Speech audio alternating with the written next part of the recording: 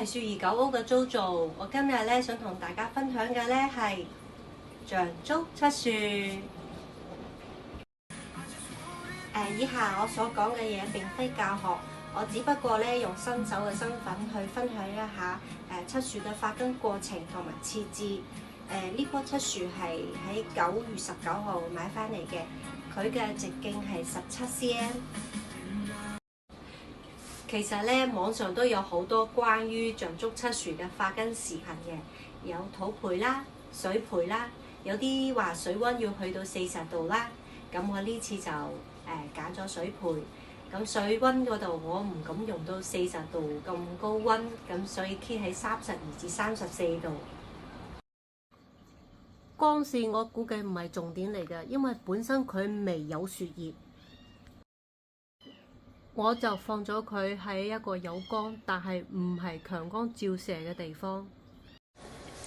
我冇用到好高嘅水位去浸佢，大概浸到佢底部2 cm。我每2至3日換水，每次都用隔夜水。經歷咗3個幾月，佢喺12月30號嘅時候咧出咗第一條根，而家呢個咧係1月18號嘅情況，俾大家睇下。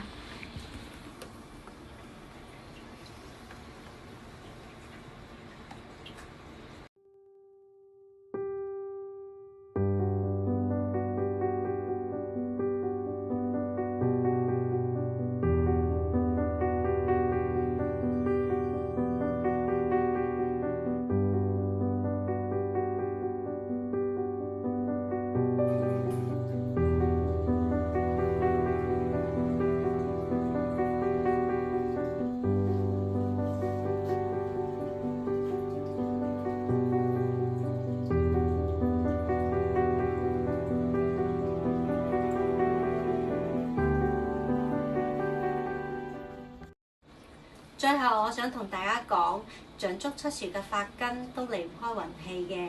網上亦有好多發根嘅方法，我相信唔離開個框架太遠呢，都會有機會成功嘅。我喺呢度祝大家2026年發根運爆棚！以個新手嘅身份咧，分享一下我嘅第一棵像竹漆樹啦，咁佢嘅發根過程。